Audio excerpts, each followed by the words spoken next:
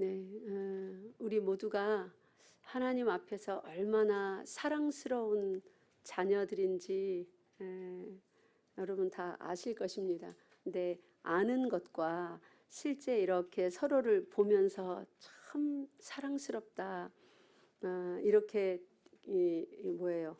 체득하는 거죠. 막 이렇게 앞에 보면서 어쩌면 이렇게 사랑스러울까, 그렇게 느끼는 것과는 좀 다른 것 같아요. 근데 유독 오늘 아침 성경 암송도 잘 못하신 여러분이 얼마나 사랑스러운지 우리 이렇게 서서 이 앞에 있으면 이제 다 보이잖아요. 지난 한 주간의 여러 모습의 삶 중에 얼마나 고생하셨을까. 그럼에도 불구하고 신실하게 하나님의 약속 붙들고 그 속에 심어두신 그 믿음의 길로 이렇게 나아오셨구나 하고 이렇게 바라보니 여러분의 모습이 한 사람 한 사람 너무너무 사랑스러웠습니다. 여러분 자신이 느끼기에 나는 뭐 지난주에 말씀도 뭐 잘 못 지키고 예배도 다 빠져먹고 뭐 새벽마다 뭐 잠만 드립다 자고 뭐 새벽에 오프라인은커녕 온라인으로도 참여 못하고 내가 뭐 사랑스러울까 이렇게 느끼실 수도 있어요. 근데 하나님이 보시며 사랑스럽다 하는 것은 우리의 어떠함과 관계가 없습니다. 하나님은 사랑하기로 결정하셨고 당신의 결정하심 따라서 사랑을 가감하지 아니하시고 결정하신 그대로 태초 이전부터 태말까지 그리고 그 세상이 끝나는 그 끝 이후로 계속 하나님이 결정하신 그대로 사랑하시는 분이에요. 믿습니까? 네, 그 사랑 때문에 우리가 진멸당하지 아니하고 오늘도 이렇게 서서 찬양하고 뭔가를 하나님 앞에 올려드릴 수 있는 것입니다. 그래서 자기 옆에 앞뒤에 있는 사람이 지금 여러분의 눈에 별로 안 사랑스러워도 또 부부간에 앉으신 분들 어이구 이러지 마시고 옆에 보시고 인사합시다. 참 사랑스러우십니다. 저 이를 갈면서 하면 안 돼요.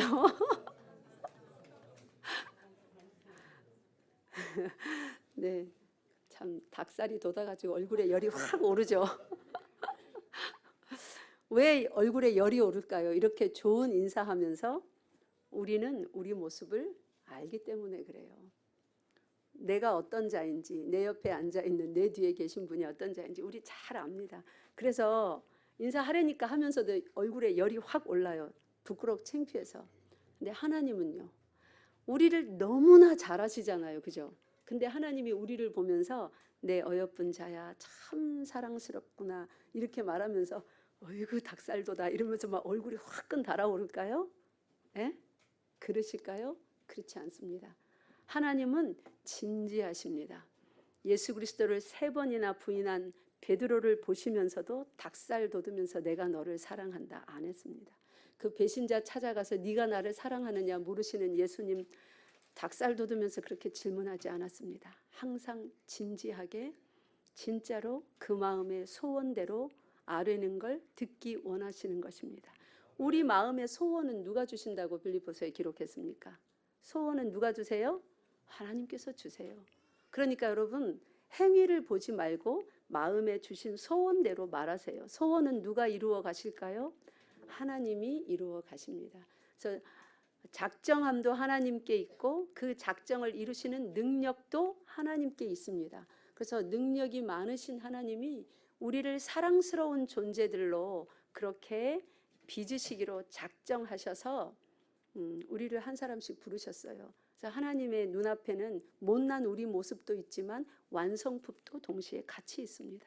그 완성을 향하여 일하시면서 사랑스럽다 하시는 거예요. 한 번 더 인사합시다. 완성품을 그리면서 인사합시다. 형제님, 자매님, 뭐 집사님 참 사랑스러우십니다. 자, 또 인사해 보세요. 옆에 있는 부부들은 자기 부인 남편을 봐야지 왜 자꾸 먼 데를 바라보면서 인사하십니까? 네, 우리 근데 좀 이렇게 이에 힘이 들어간 것 같았어요. 입에 힘을 풀고 말해야 되는데 우리 서로 간에 부부 간에 형제 자매 간에 하나님 앞에서 우리도 믿음으로 실제 행위를 보면 그렇지 못할 때가 우리 서로 간에 많습니다.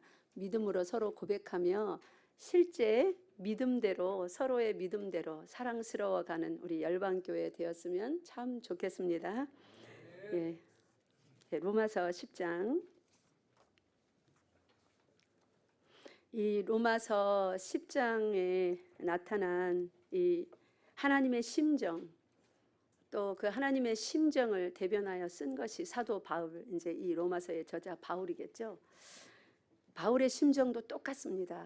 이스라엘이 하나님 앞에 얼마나 사랑스러운 존재들인지, 로마서 1장부터 8장까지 구원이 어떻게 이루어지는 것인지, 칭의에 대해서, 또 칭의의 구원을 받은 사람들은 어떻게 살아야 되는지, 그렇게 살아서 구원받는 것이 아니라 구원을 믿음으로 받았으니까 이렇게 살아라. 그게 성화의 삶의 내용입니다. 그래서 이제 칭의와 성화까지 쭉 기록하고는 9장, 10장, 11장에 이제 본인의 동족인 이스라엘에 대해서 기록하고 있습니다. 얼마나 사랑스러운 이스라엘인데 지금 하나님 앞에서 얼마나 원수같이 행하고 있습니까? 그 하나님 눈앞에 이렇게 원수로 살고 있더라도 하나님의 작정하심에는 변함이 없는 것을 사도 바울은 알고 있습니다. 그 하나님의 심령을 잘 아는 사도가 10장 1절에 이렇게 밝힙니다. 형제들아, 내 마음에 원하는 바와 하나님께 구하는 바는 이스라엘을 위함이니 곧 그들로 구원을 받게 함이라.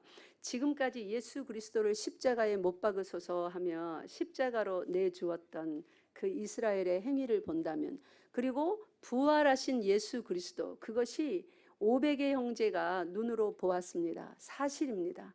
제자들과 함께 먹고 마시기까지 했습니다. 그런 예수님을 본 실제 증인들이 많음에도 불구하고 이 이스라엘의 사람 유대인들은 예수 그리스도가 살아나셨다 하는 복음을 전하는 사람들을 여전히 잡아 죽이는 일에 앞장서고 있습니다. 이 사도 바울도 이전에 사울로서 살 때에 예수 그리스도께서 부활하셨다 하는 자들을 이단시하며 잡아 죽이는 일에 아주 앞장을 서서 선봉장 노릇을 했던 그런 사람이었습니다. 근데 이제 그러한 그가 예수 그리스도의 보혈로 모든 죄를 용서받고 그 구원의 은혜를 받아 하나님이 누구신지, 예수 그리스도가 누군지 진짜 알고 보니까 이 이스라엘 백성들은 여전히 하나님 앞에 너무나 사랑받는, 선택받은, 구원을 마땅히 받아야 되는 그런 귀한 자녀들인 거예요. 그래서 이스라엘을 위함이니 곧 그들로 구원을 받게 함이라. 그런데 이스라엘은 구원 받았다고 생각합니다. 자기들이, 그죠? 온 천하에 자기들만 구원을 받은 존재들이고 다른 사람들은 다 구원을 받지 못한다고 그렇게 생각하고 있습니다. 그러면서 그들이 하나님께 열심을 내고 있습니다. 제사 지내고 율법 지키고 할례 받고 그렇게 열심을 내고 있는데 사도 바울이 그들에게 2절에 보니까 내가 증언하노니, 증언은 누가 하는 거예요? 사도 바울이 증언한다고 합니다. 증언은 누가 하는 겁니까? 증인이 증언을 하는 거예요. 그죠? 증인은 누구를 증인이라고 합니까? 실제로 보고 들은 자, 실제로 그것이 그렇다고는 것을 이론으로만 알게 아니라 자기가 다 경험한 자가 증인입니다. 그러면 이 사도 바울은 구약 율법에 아주 정통한 자입니다. 가말리알 문화에서 율법을 자세히 배우고 자기가 친히 말하기를 율법에 의로하면 자기는 흠이 없다 그렇게 말할 만큼 율법을 다 지키고 살았던 사람이에요. 그러니까 이렇게 율법에 정통한 자로서 이제 예수 그리스도를 만나고 보니까 이 율법이 밝히는 바, 이 율법이 말하는 바 참 진리가 무엇인지 이제 진짜로 눈이 열려서 성령 안에서 밝히 보게 된 것입니다. 그래서 그가 이전에 율법 학자로서 배우고 가르치고 살았을 때의 모습이 예수님 만났을 때 그 이전에 아주 박학다식했겠죠. 율법을 너무너무 잘 알았으니까 그 모습이 어떠한 모습이었는지를 예수님을 진짜 만났을 때 하나님께서 딱 극적으로 대비시켜 주셨어요. 예수님을 만나보니까 이전에 율법의 정통에서 아주 막 모든 율법을 다 지키고 살았는데 그 모습은 마치 어떤 모습이었습니까? 예수님을 딱 만나니까. 따라하세요. 맹인. 어디서 사도 바울이 맹인이 됐어요? 어디서 예수님을 만났어요? 다메섹으로 체포영장 가지고 또 교회를 다 멸하러. 예수는 정말 하나님의 아들이셨고 죽었다가 살아나셨다 전하는 그들을 붙잡으러 가는 그 다메섹 도상에서 예수님을 딱 만나니까, 아니 그렇게 율법에 정통한 율법학자인 이 사울의 모습은 밝은 빛, 진리요 말씀 그 자체인 하나님의 아들이요 구세주이신 예수 그리스도 앞에 딱 서니까 극과 극으로 빛과 뭐예요? 어두움, 생명과 죽음, 이렇게 딱 대비되는 거예요. 그냥 그 다메섹 도상에서 밝은 빛 가운데 사울이 맹인이 됐다. 빛이 너무 밝아갖고 눈이 멀었구나. 그렇게 아시면 안 돼요. 그것은 표면적인 모습이고 그 이면에는 하나님이 드러내주시는 거예요. 모든 말씀으로, 율법에 기록된 모든 말씀으로 무장했을지라도, 율법을 다 암송하고 있을지라도 거기서 예수 그리스도가 빠지면 뭐라는 거예요? 아무것도 모르는 맹인이라는 거예요. 생명이 없는 사망이라는 거예요. 그거를 다메섹 도상에서 극적으로 그렇게 대비시켜서 보여주었습니다. 그러니까 이제 사도 바울은 이제 증인입니다. 뭐의 증인이에요? 하나님은 살아계시며 그 하나님의 모든 말씀은 누구를 통하여서 해석이 되어야만 생명이 된다? 예수 그리스도를 통하여서 해석되고 전파되고 증거되어야만 거기에만 생명이 있다는 증인, 정확한 증인이 되었던 것입니다. 그래서 그 증인 되라고 그가 안수기도 받아서 다시 눈이 뜨여지고, 그의 눈이 뜨여졌을 때는 못 보다가 다시 보게 된 것이 아니라 눈이 밝아져서 마음이 열리게 된 것입니다. 누구를 향하여? 예수 그리스도를 향하여. 그전에는 이단이라 하며 예수 그리스도뿐만 아니라 그를 따르는 모든 무리까지, 대표적으로는 스데반 집사죠, 다 잡아 죽이려던 그 행위에서 이제 예수 그리스도께로 눈이 열릴 때 마음까지 활짝 열려서 참 진리의 길이 어디 있는지, 예수 그리스도 외에는 아무것도 없음을 알아서 어떻게까지 표현합니까? 예수 그리스도 외에 다 뭐라고요? 배설물이다. 내가 이전에 알던 것은 다 배설물과 같다. 예수 그리스도를 아는 그 지식이 전부다. 그렇게까지 고백했습니다. 이렇게 유대인으로서 유대인과 지금 나머지 유대인, 자기의 동족들과 똑같은 삶을 살았던 이 한 사람이 예수 그리스도의 참 진리의 빛 앞에 한번 노출되자 이제 그 전 인생이 뒤집어지는, 눈이 진짜 열리고 마음이 진짜 열려서 무지한 어리석음 가운데 더 이상 있지 아니하고 참 진리의 지식 가운데로 끌어내임을 당하는 거예요. 자, 잘 들으세요. 여기서 보세요. 사울로서도 충분히 지식이 많았습니다. 그 온 이스라엘 가운데서 아주 상위 1%였습니다. 사울로서 살 때 율법에 정통하기를 얼마나 정통했으면 자기가 자기 자신에 대해서 그런 말을 감히 낯간지러워서 어떻게 합니까? 내가 율법의 의로서 하면 뭐가 없다고요? 흠이 없다. 이런 말을 어찌 합니까? 그 똑똑한 율법을 숭상하는 유대인들 앞에서 그 말은 실제로 사울이 그렇게 살았고 율법 조항으로 하면 그럴 만큼 율법을 다 지키고 살았다, 이 말이에요. 그렇게 열심히 노력했다는 말이에요. 근데 보세요. 자기가 열심히 노력하여서 어떤 학문의 최고봉에 이를 수 있습니다. 여러분 지금 전부 다 뭔가를 열심히 하잖아요. 직업에서, 뭐 학교에서, 또 뭐 사업에서 내가 또 꿈을 정해놓고 그 꿈을 향하여 내가 열심히 노력하죠. 근데 거기서 어느 정도 사람들이 제법 와 제법이다 할 만한 그런 최고봉에 오를 수는 있겠죠. 그런데 무엇은 죽었다 깨도 못하냐면 진짜는 못 돼요. 진리에는 이르지 못합니다. 열심히 배우면 배운 만큼 이렇게 쌓아갈 수 있어요. 근데 진짜는 못 되고 진리에는 이르지 못해요. 이게 어떤 건지 알아요? 이게 얼마나 위험한 건지. 참 진짜에 이르고 진리에 이르러야 내가 쌓아온 것이 흔들리거나 무너지거나 사라지지 않습니다. 근데 10년, 20년, 30년, 40년, 50살 거의 60이 되도록 열심히 일해서 공부해서 노력해서 이만큼 쌓아놨어요. 이게 진짜가 아니면, 하나님이 인정하시는 진리의 길이 아니면 뭐예요? 따라하세요. 모래 위에 지은 집. 그게 문제예요. 다 무너져 내려갑니다. 그래서 사람들이 나중에 인생은 허무하다. 나는 누구, 여기는 어디, 내가 이러려고 그렇게 열심히 했나. 꼭 그런 후회의 말들을 짠 눈물을 꿀떡꿀떡 삼켜가며 하게 되는 것입니다. 인생 어느 경점에 이르렀을 때, 40대에, 50대에, 60대에, 그러면서 주변을 원망한 거예요.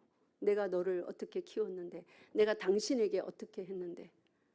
그 길로 가게 돼 있습니다. 진짜가 되지 아니하면, 진리를 붙잡지 아니하면 아무리 오래 노력했더라도 다 무너져 내립니다. 진짜는, 진리는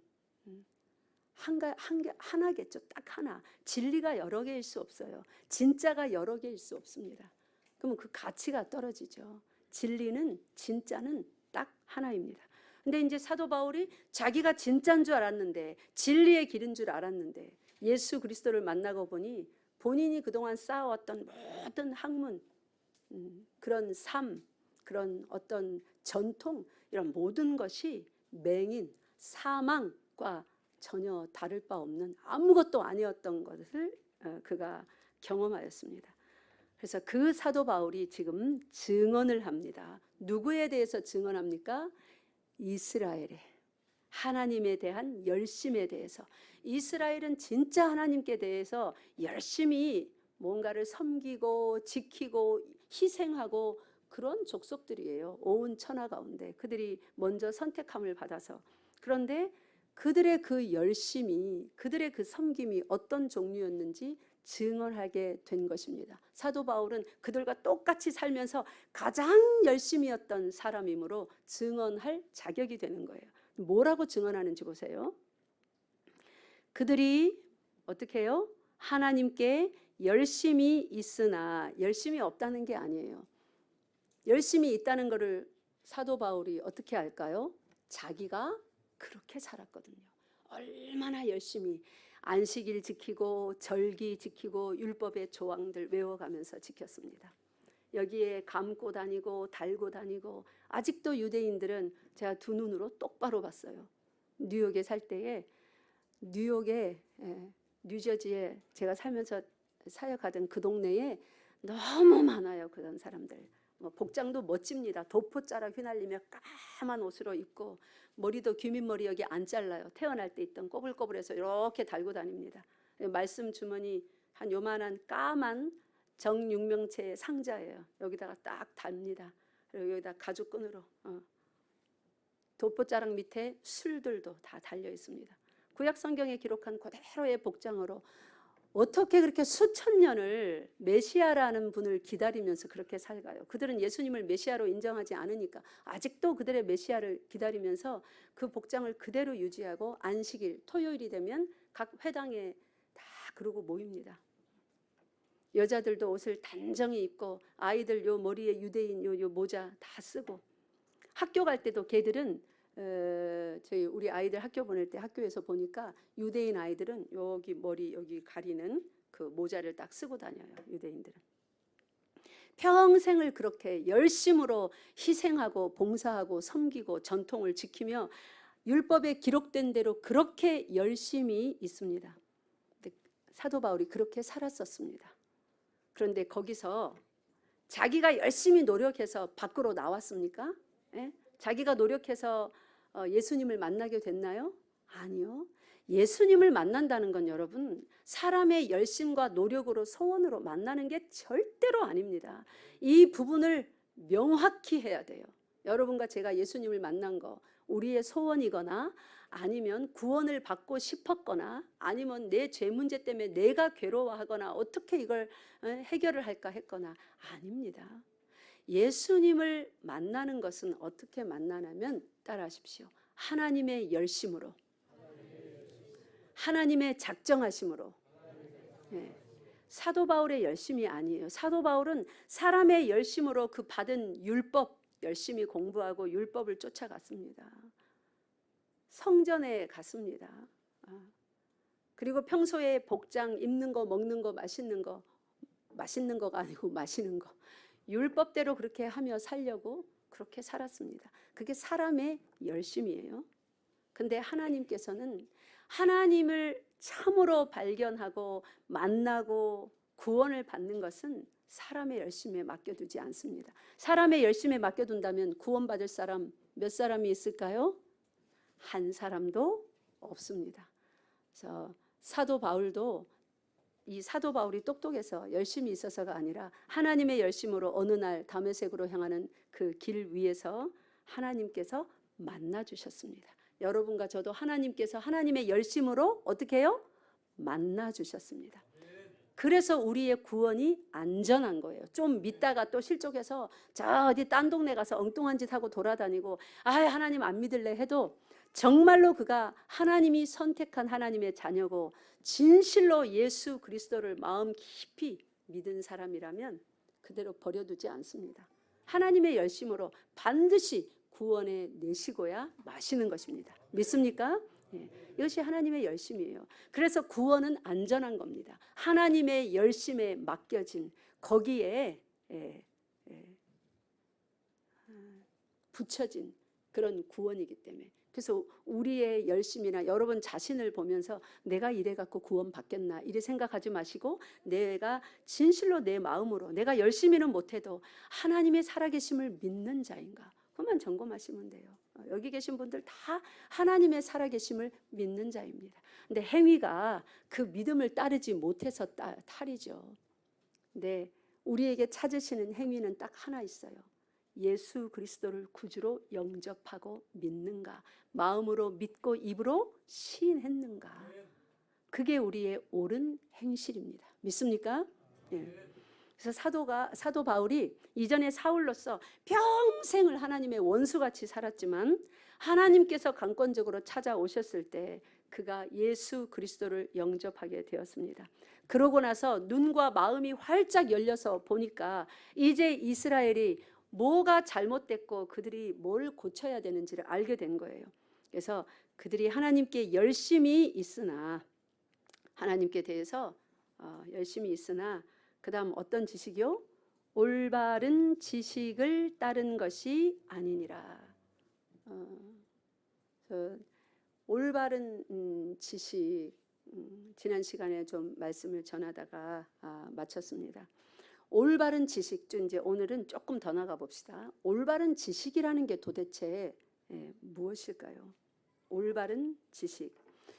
올바른 지식. 자, 그러면 이 이스라엘 백성들은 구약 성경에 기록된 이 모든 말씀대로 어떻게든지 지키면서 살려고 열심히 노력했지 않습니까? 그 대표 주자가 지금 사도 바울, 이전에 사울이었습니다. 그럼 구약 성경에 쓰여진 대로 살려고 열심히 했는데 그건 올바른 지식이 아닙니까, 여러분? 구약 성경에 제가 질문을 해봅시다.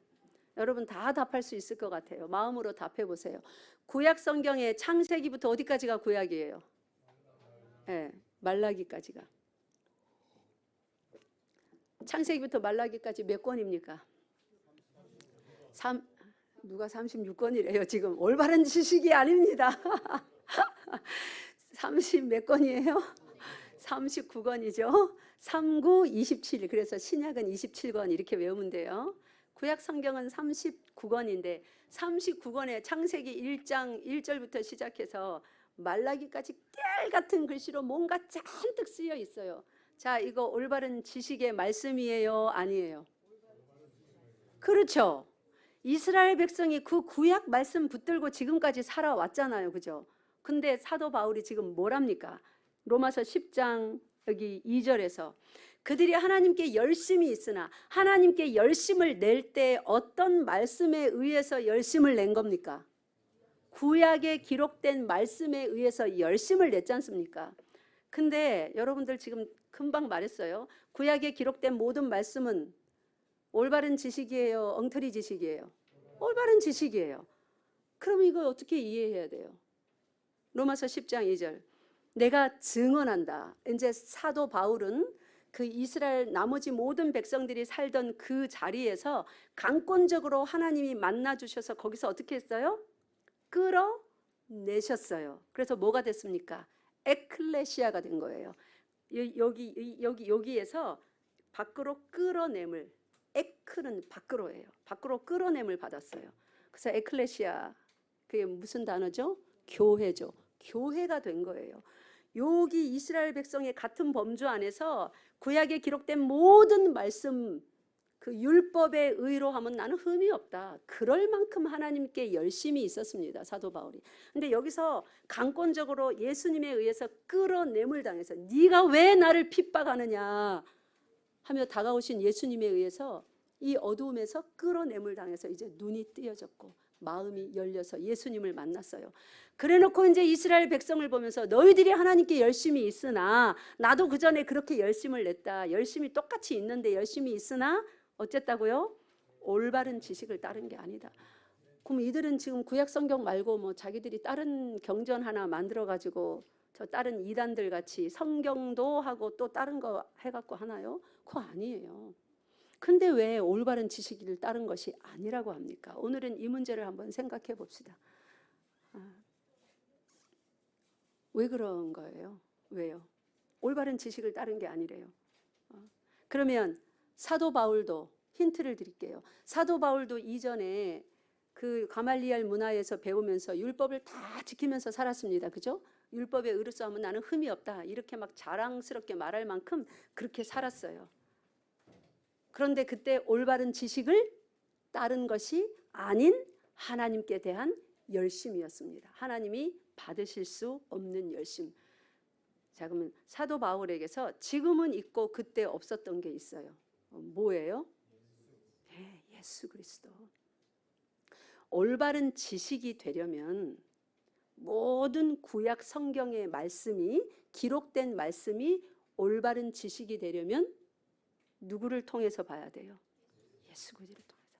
그래서 지금도 많은 세계의 석학들이 성경을 읽습니다. 그들이 박사학위 몇 개쯤 따고 그럴 때 성경 한번 이렇게 뭐 처음부터 끝까지 읽지는 않겠지만 곳곳에 성경을 거치지 않고는 이 학문의 최고봉에 이를 수가 없어요. 모든 학문이 다 성경에서 나왔기 때문에.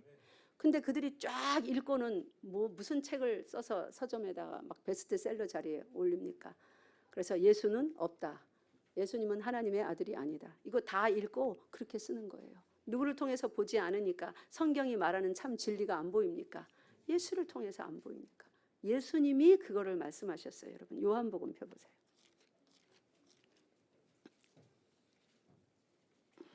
요한복음 5장 39절. 유대인들이 이렇게 열심히 성경을 상고하며 하나님께 대한 열심을 내었습니다. 그때 예수님께서 그들에게 이렇게 말씀하셨습니다. 39절 40절 요한복음 5장 39, 40 시작. 너희가 성경에서 영생을 얻는 줄 생각하고 성경을 연구하거니와 이 성경이 곧 내게 대하여 증언하는 것이니라. 그러나 너희가 영생을 얻기 위하여 내게 오기를 원하지 아니하는도다. 아멘. 예수님이 친히 말씀하여 주신 것입니다. 너희가 성경에서 영생을 얻는 줄 알고, 딱 유대인들의 행위죠. 창세기부터 말라기까지 기록된 모든 구약 성경의 말씀을 자세히 읽고 연구하고 암송하고 하면서 영생을 얻는 길로 알고 그리 달려갔어요. 그럴 때에 영생의 구원의 길 대신 예수께서 오셔서 내가 곧 길이요 진리요 생명이니 나로 말미암지 않고는 아버지께로 올 자가 없다. 나는 선한 목자다. 나는 생명의 떡이다. 그러면서 복음을 전할 때 예수 그리스도를 잡아 죽이려 했고 실제로 죽였고 로마서 10장에 이르기까지 지금껏 대다수의 유대인들은 예수 그리스도에게 나오지 않습니다. 너희가 영생을 얻기 위하여 성경으로는 가는데 율법으로는 가는데 어디로 안 온다고요? 내게 오기를 원하지 아니하는도다. 이들은 도대체 왜 그럴까요? 요한복음 3장 예수님께서 그들이 그렇게 하는 이유도 밝혀주셨습니다. 요한복음 3장 19절 20절 읽겠습니다. 시작. 그 정죄는 이것이니 곧 빛이 세상에 왔으되 사람들이 자기 행위가 악함으로 빛보다 어둠을 더 사랑한 것이니라.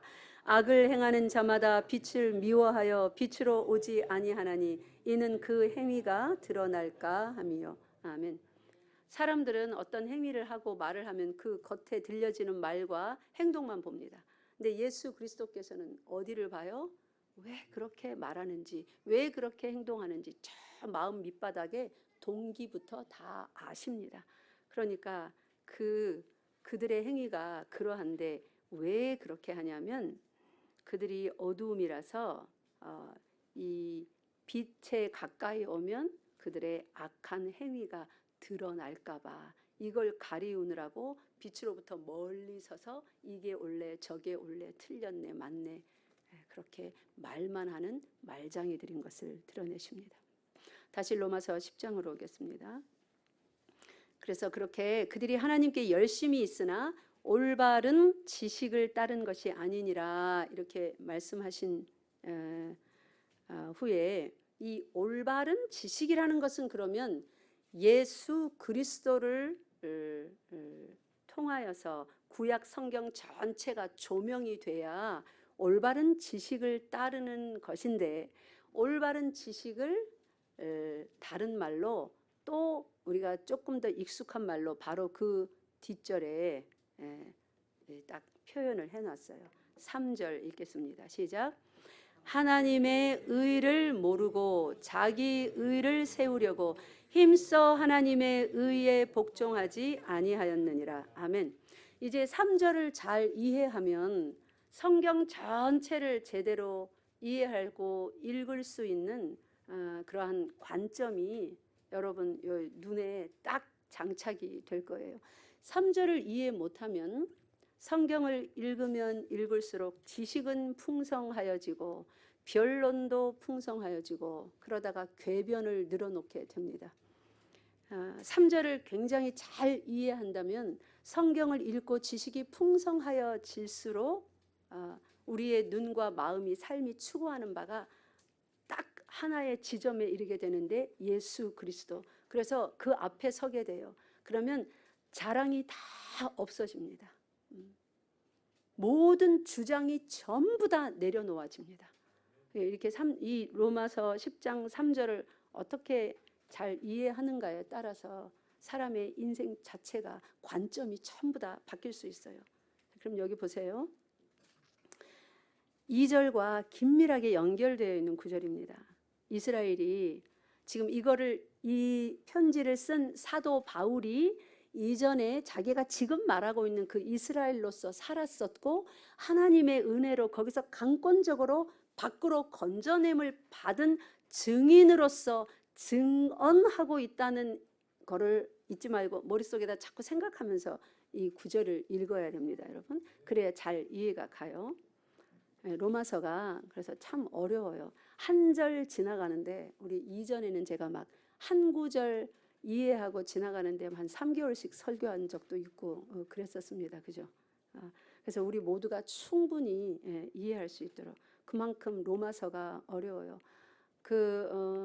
로마서가 16장밖에 안 되는데 로이드 존스 같은 위대한 하나님의 종 그런 목사님은 500페이지가 넘는 로마서 16장에 대해서 쓰시는데 500페이지가 넘는 막 이따만 책을 쓰기도 하고 뭐 한 권도 아니고 막 로마서 주석이 막 또 이렇게 막 몇 권씩 돼 있고 그렇죠. 그렇게 어려운 책입니다. 진리는 아주 간단하게 한 줄인데 그것을 이해하기 위하여서는 그만큼의 많은 설명과 뒤따르는 지식들이 필요한 거예요. 산더미 같은 그 많은 지식을 한 줄로 쫙 쓰기가 쉽습니까? 이거는 하나님께서 감동하여 주셔서 사람들을 써주시지 않으면 사람 머리로서는 나올 수 없는 말들인 거예요. 그래서 이제 성경은 한 절 한 절을 살아있는 생명의 말씀으로 씹고 또 씹고, 인사돌 같은 거 많이 드시고 씹고 또 씹고 꼭꼭 씹어서 완전히 내 배 창자 저 밑에까지 내려가도록 우리가 해도 안 돼요. 하나님의 은혜를 구해야 됩니다. 열심히 그렇게 노력하면서 은혜를 구하시기 바랍니다. 오늘은 여기 3절에 있는 것 조금 다루다가 마치겠습니다. 벌써 시간이 다 됐습니다. 사도 바울이 딱 이스라엘을 보니까 열심히 있어요. 자기가 옛날에 했던 그대로 그들도 참 열심히 하나님을 섬깁니다. 예배합니다. 그런데 올바른 지식을 따른 것이 아니랍니다. 이제 명확하게 아셨을 거예요. 그들도 똑같이 구약 성경에 기록된 대로 하나님을 섬기고 따르는데 뭐가 잘못됐는가? 뭐가 빠졌는가? 딱 예수 그리스도가 빠졌습니다. 예수 그리스도가, 지금 사도 바울은 자기가 모든 것을 다 했는데 거기서 예수 그리스도가 빠졌던 그 삶에서 이제 누가 그 마음속에 왕으로 자리 잡았어요? 예수 그리스도가. 그래서 우리는 2절을 올바른 지식을 따른 것이 아니다, 이 말이 예수 그리스도 안에서 하나님을 예배하고 섬기는 그 삶이 지금 아니라는 말이구나. 그거를 이제 알게 됐습니다. 그래서 그 지식을 바탕으로 3절로 가봅시다. 하나님의 의를 모르고 자기 의를 세우려고 힘써 하나님의 의에 복종하지 아니하였느니라. 그러니까 하나님의 의라는 것은 그냥 지식, 우리가 몰랐던 성경을 공부를 해서 지식을 쌓아가면서 이렇구나 저렇구나 하고 이해하는 종류가 아닙니다. 하나님의 의라고 하는 것은, 하나님의 의는 아나 모르나 이게 아니에요. 하나님의 의라고 하는 것은 어떤 것이냐면, 하나님의 의는 우리가 그 앞에 뭘 해야 되는 거예요? 복종, 고개를 숙이고 무릎을 꿇고 내 것을 다 버리는 그러한 자세여야 되는 거예요. 그래서 의를 안다, 의가 있다, 당신 속에는 하나님의 의가 계시는군요. 그렇게 말한다면 그 사람은 내 모든 주장, 어떤 뜻, 그런 것을 다 내려놓고 하나님 앞에 무릎 꿇어 복종을 한다는 말이에요. 지식적인 의미로 안다, 모른다 이걸 말하는 게 아닙니다. 자, 그러면 하나님의 의를 모르고 자기 의를 세우려고, 다시 2절로 올라갑시다. 이 3절에 하나님의 의를 모르고 자기 의를 세우려고 이 구절을 가지고 다시 2절로 올라갑시다.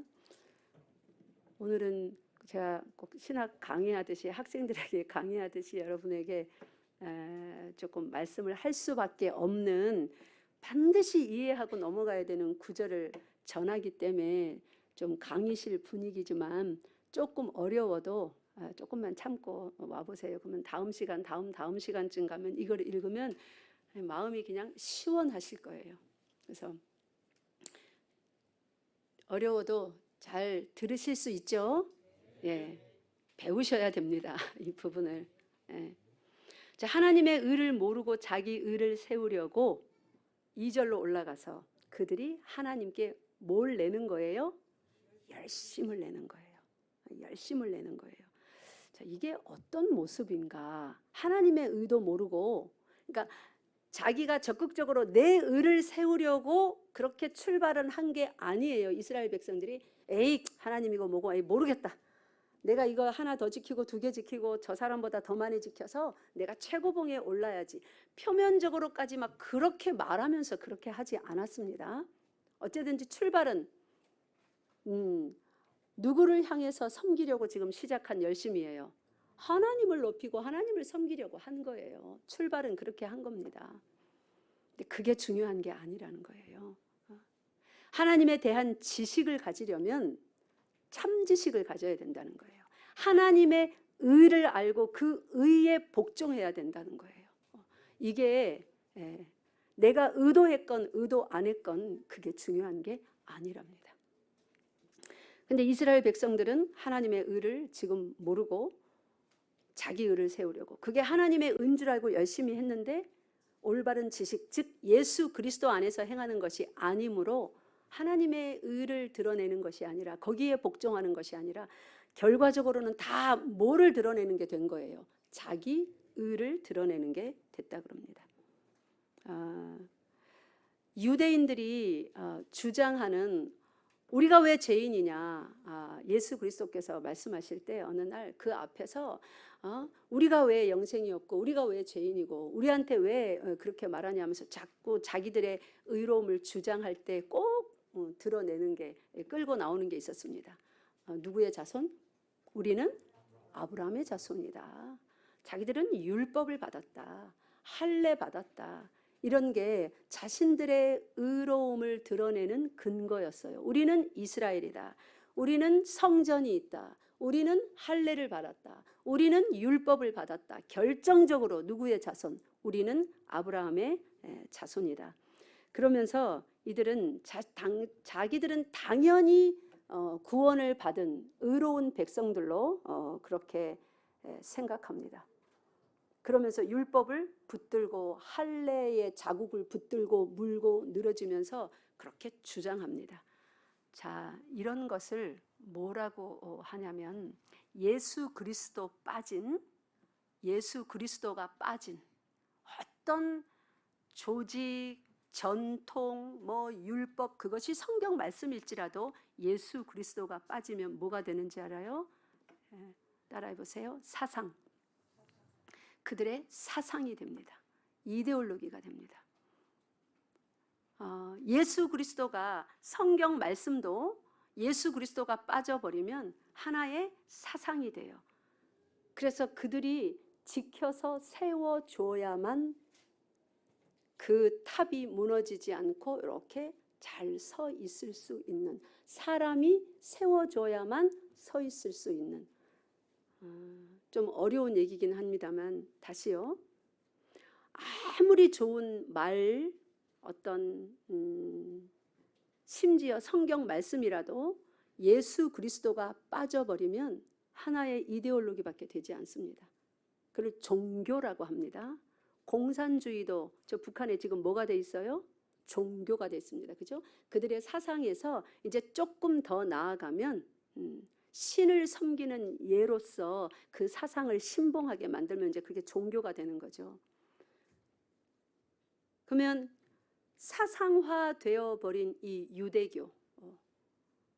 유대교는 누가 지켜내야 되는 건가요? 하나님이 지켜주시나요? 유대인들이 지키나요? 유대교는 유대인들이 지킵니다. 하나님이 지켜주시지 않습니다. 유대인들이 어떻게 지켜요?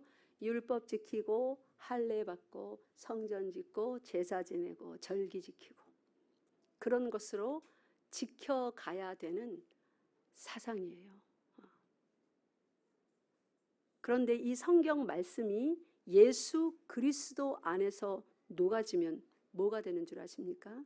따라하세요. 생명이 됩니다. 그래서 예수 그리스도가 그렇게 중요하다는 거예요.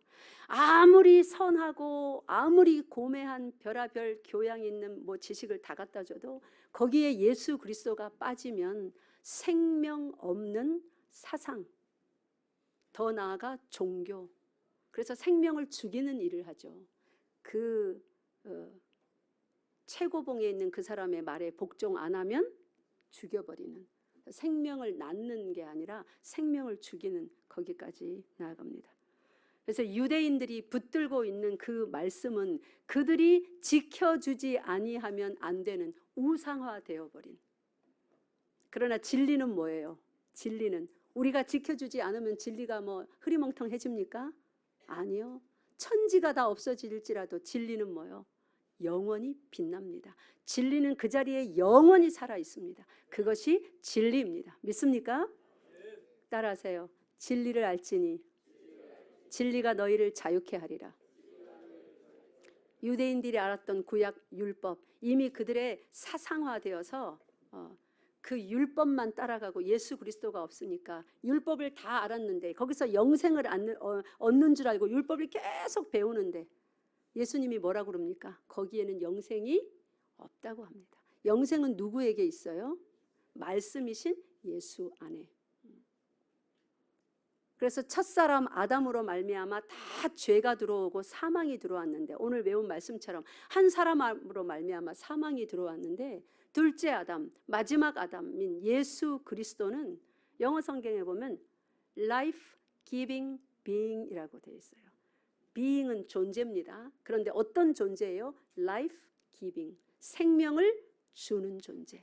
그게 진리예요. 진리로서는 생명이 나오는데 예수 그리스도가 빠진 그냥 율법은 생명을 주지 못합니다. 생명의 길이 어디 있는지 이렇게 방향을 가르쳐요. 율법은 방향을 가리켜서 그 방향으로 가면 생명을 취할 수 있을란가 싶어서 율법이 가리키는 방향으로 열심히 쫓아갔더니 로마서 7장에서 우리가 여러 번 읽었습니다. 그 끝이 뭐였어요?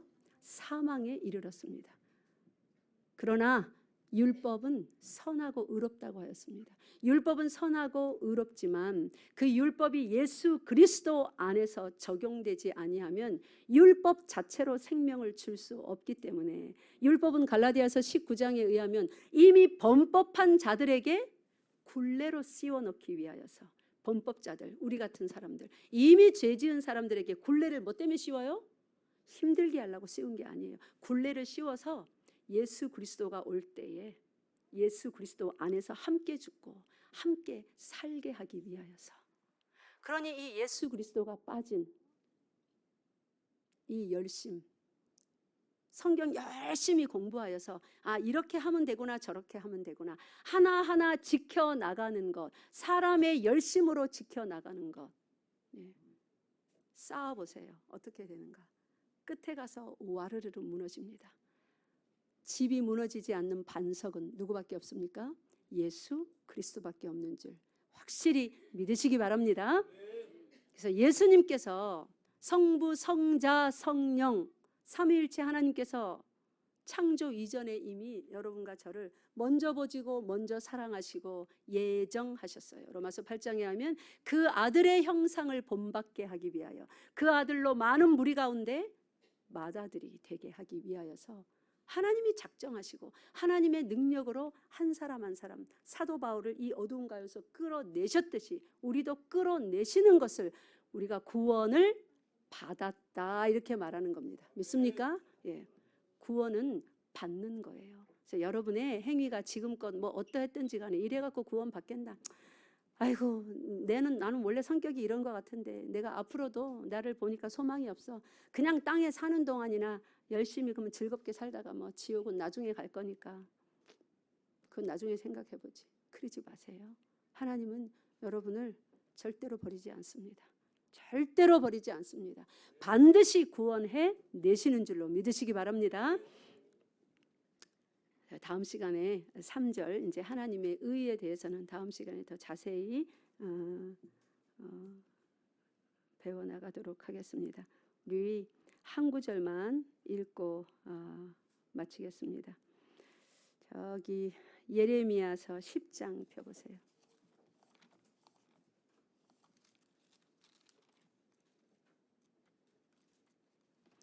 예레미야서 10장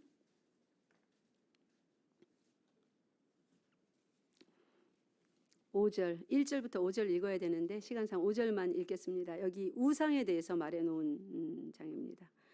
5절 시작. 그것이 둥근 기둥 같아서 말도 못하며 걸어다니지도 못하므로 사람이 메어야 하느니라.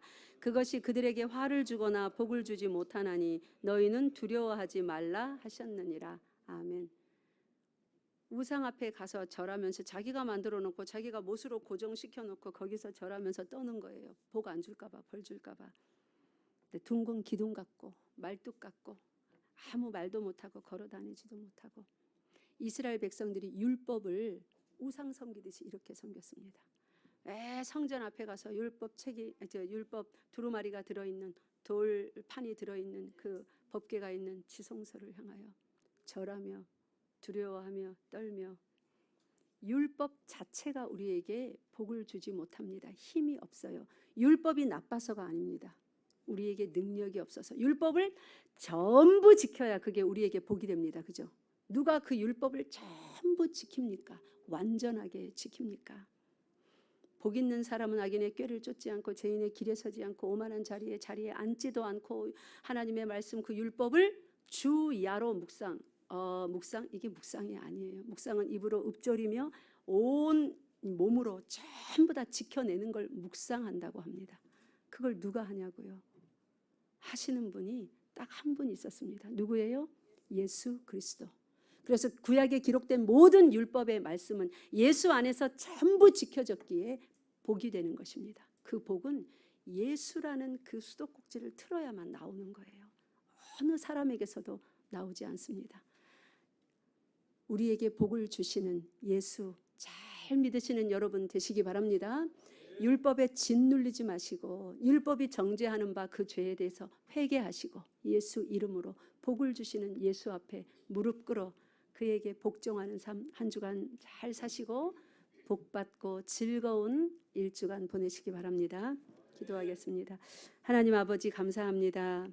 예수 그리스도 안에서 하나님의 말씀이 묵상되어지고 우리의 삶이 묵상되어지지 아니하면 즐거움도 행복도 어떤 소망도 사랑도 평강도 없는 것임을 깨달았나이다.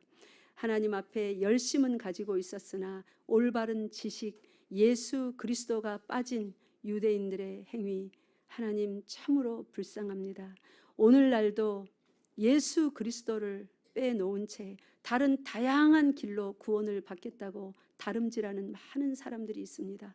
불쌍히 여겨 주시옵소서. 예수 그리스도 한 분만이 구원의 길인 것을 열심으로 전하는 우리 교회 되게 하시고 붙들고 예수님만 따라가는 열방교회 되게 하여 주시옵소서. 이 생명줄을 세상 모든 사람에게 던져서 구원해내는 그 일 열심히 하는 주의 교회 되게 하여 주시옵소서. 우리 주 예수 그리스도 이름으로 기도드리옵나이다. 아멘.